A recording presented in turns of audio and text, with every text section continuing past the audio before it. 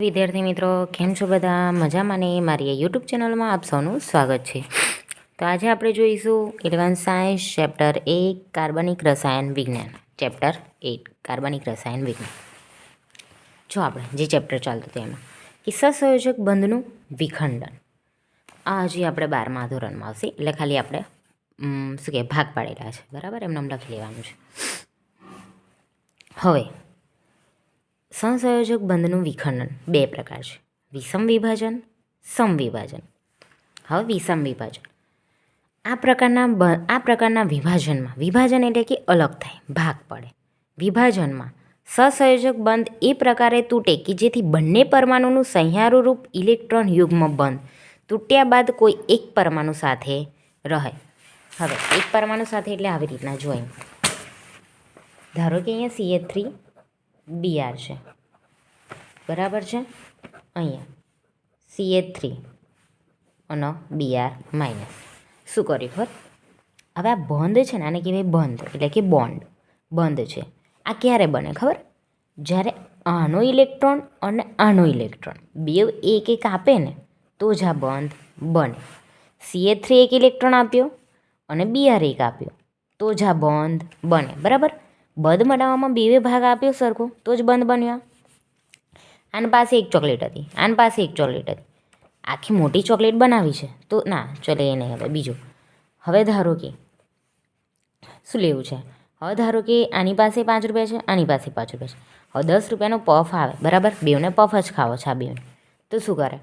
આની પાસે 5 રૂપિયા, આની પાસે 5 રૂપિયા, તો શું કરશે? આય 5 રૂપિયા આપશે, અહીં 5 રૂપિયા આપશે, બે 5 ચાલે એટલે કેટલા થઈ ગયા? ટોટલ 10 થઈ ગયા.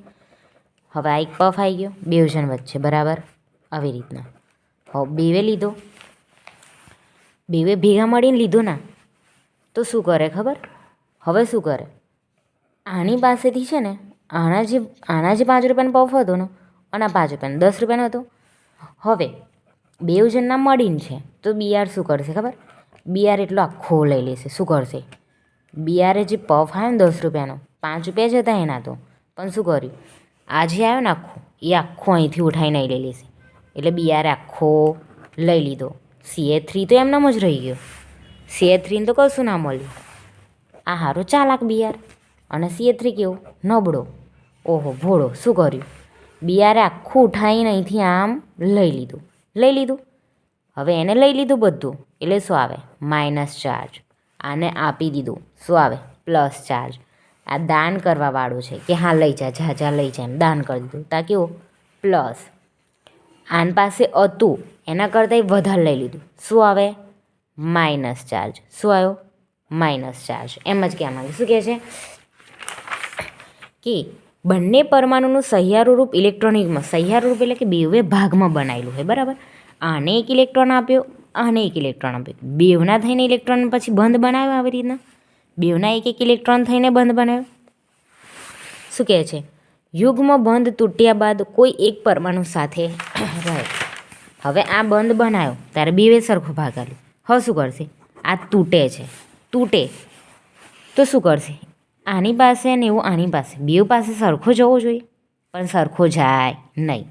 બંધ બનાવવા માટે બેવે સરખો આપ્યો પણ તૂટે આપી દે તો બેવ પાસે સરખો જાય નહીં. કોણ કરશે? ગમે તે એક લઈ લેશે. શું કરશે? ગમે તે એક લઈ લેશે અને ગમે તે એકને શું કરવું પડશે? સેક્રિફાઈસ એટલે કે દાન કરવું પડશે. તો જુઓ આમાં કોને કર્યું? દેખો આમાં દેખો CH3 Br છે, બંધ બનાવવામાં બે ભાગ લીધો. હવે અહીંથી બંધ તૂટ્યો ને તો Br છે ને બધા ઇલેક્ટ્રોન લઈ લેશે. લઈ લીધું. હવે કોકનું લઈ લીધું એટલે શું થયું?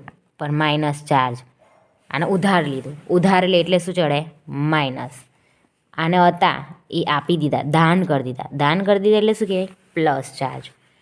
તો કોની પાસે ગયા? ગમે તે એક ઇલેક્ટ્રોન પાસે જાય એટલે કોની પાસે ગયું? Br પાસે. CH3 પાસે કશું છે નહીં તો Br પાસે બધા ઇલેક્ટ્રોન આવી ગયા એમ કહેવા માંગે બરાબર. જો થઈ ગયું, લખવું હોય તો લખો. કોઈ એક પરમાણુ પાસે રહે, એમાં કોને પાસે રહ્યા? Br પાસે. ઓકે. હવે સ્થિરતાનો ક્રમ, કાર્બોકેટાઇનની સ્થાયીતાનો ક્રમ શું હોય? CH3 પ્લસ એટલે કે આવું હશે. એના કરતાં વધારે કોની સ્થાયી છે? 2 કાર્બન છે. જો CH3 CH2 પછી વધારે આવી રીતના CH3 CH CH3 આવી રીતના પછી CH3 CH3 CH3 ત્રણેય બાજુ CH3 બરાબર. તો 3 કાર્બન છે એટલે કે આ ચતુર્થક છે 1 2 3 4 કાર્બન એટલે ચતુર્થક 1 2 3 તો તૃતીયક 1 2 એટલે દ્વિતીયક ના પ્રાથમિક. એટલે સૌથી વધુ કાર્બોકેટાની સાહિત્યનો ક્રમ કયો તો 3 કાર્બનવાળાનો, પછી 2 કાર્બનવાળા એટલે કે આ ચતુર્થક 4 કાર્બનવાળાનો, પછી 3 કાર્બનવાળાનો, પછી 2 કાર્બનવાળાનો, પછી 1 કાર્બનવાળાનો. ઓકે, આટલે સુધી લખી લેજો.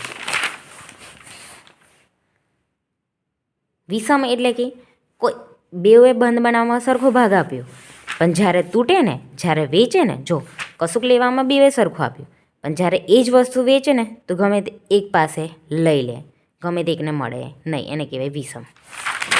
આટલું લખી લેજો. ઓકે, જો મારો વિડીયો ગમ્યો હોય તો લાઈક શેર અને સબસ્ક્રાઈબ કરજો. મળીએ નેક્સ્ટ વિડીયોમાં. Bye bye.